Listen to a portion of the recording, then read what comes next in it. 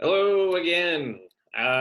So this video is going to be about infectious diseases, which is super interesting considering that we are still in a pandemic. Again, not to like date myself, but if I'm putting this on YouTube, it is currently February 17th, and we've been in a global pandemic for approximately a year. Hmm. Well, not a year, a couple months, but maybe a month from that. But either way, infectious diseases impact our life today, and this section talks about one particular epidemic, AIDS, which is again very interesting because as humanity has been introduced to it, we've reacted quite well with um, medical advances. So, just to quickly recap, the last video was about the epidemiologic transition. Different stages of the population are impacted by um, different diseases.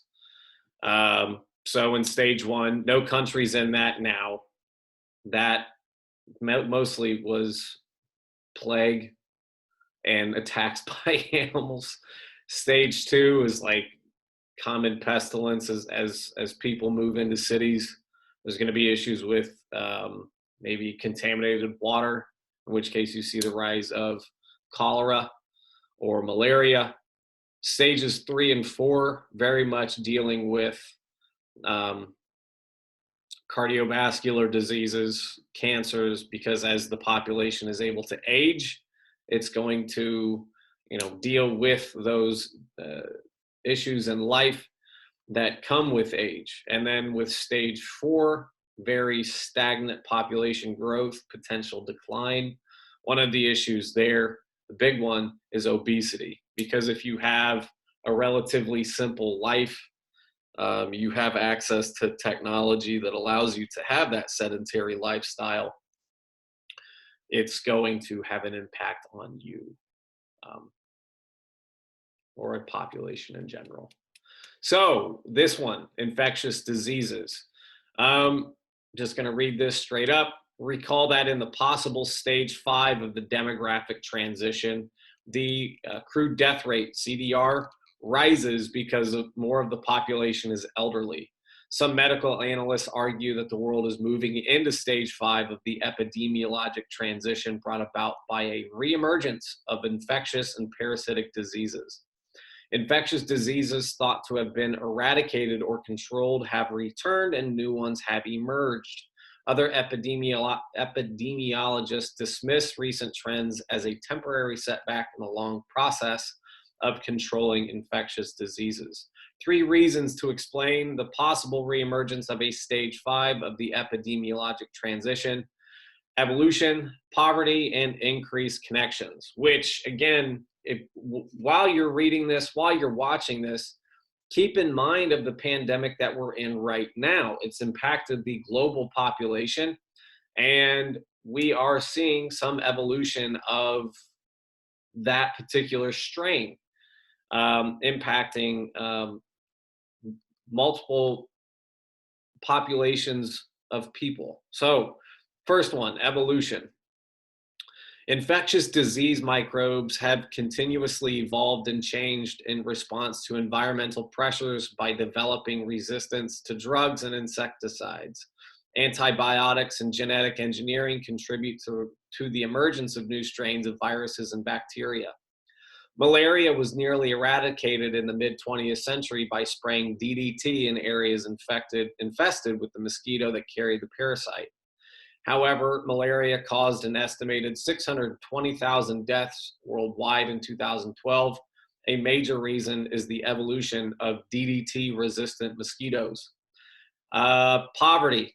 Infectious diseases are more prevalent in poor areas than other places because unsanitary conditions may persist and most people can't afford the drugs needed for treatment.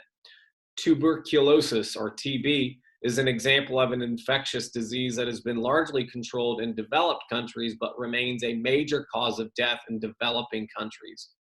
An airborne disease that damages the lungs, TB, often called consumption, spreads principally through coughing and sneezing. TB is more prevalent in poor areas because the long, expensive treatment poses a significant economic burden. So, as humanity makes these advances in medical technology, you always want to think about how that technology diffuses to other parts of the world or other parts of the population. Usually, the people that get those advanced treatments first, they have a lot of money, right? So, as a society, we want to think about these things in terms of, how should we help people that maybe can't help themselves? Do we increase taxes to have like a national health service like England? Well, that's been thought of, but the problem is there's a lot of people that don't want to pay more taxes to help somebody else out. So plus, it's very American to not like taxes, but other parts of the world have it. So, next, and this is big for the spread of the COVID-19. I know this section focuses on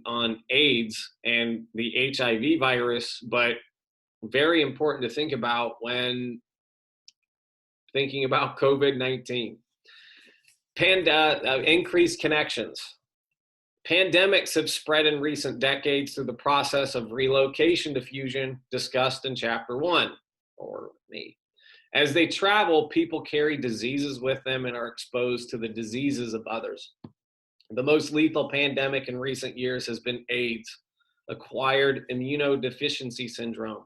Worldwide, 36 million people died of AIDS from the beginning of the epidemic through 2012, and 35 million were living with HIV, or the human immunodeficiency virus, the cause of AIDS. The impact of AIDS has been felt most strongly in sub-Saharan Africa, home to 23 million of the world's 34 million HIV-positive people. AIDS diffused from sub-Saharan Africa through relocation diffusion, both by Africans and by visitors to Africa returning to their home countries. AIDS entered the United States during the early 1980s through New York, California, and Florida. Not by coincidence, the three leading U.S. airports for international arrivals are in these three states. Though AIDS diffused to every state during the 1980s, these three states, plus Texas, a major port of entry by motor vehicle, accounted for half of the country's new AIDS cases in the peak year of 1993. The number of new AIDS cases has dropped sharply because of the rapid diffusion of preventive methods and medicines such as AZT.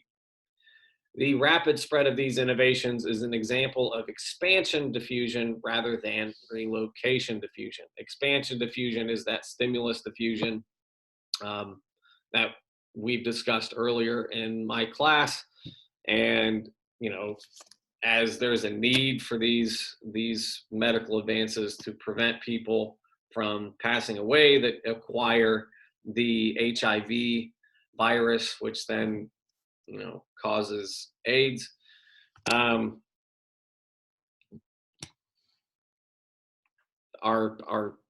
people are living longer with it. So with that being said, let's think about COVID-19 for a second. I'm not going to speak too long on this because I could ramble on forever.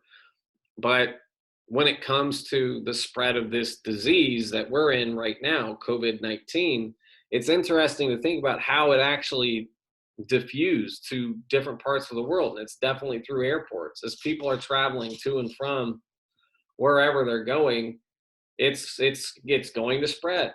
And it's not any one particular country, like, oh, it's this country's fault, it's this country's fault. The virus is very small.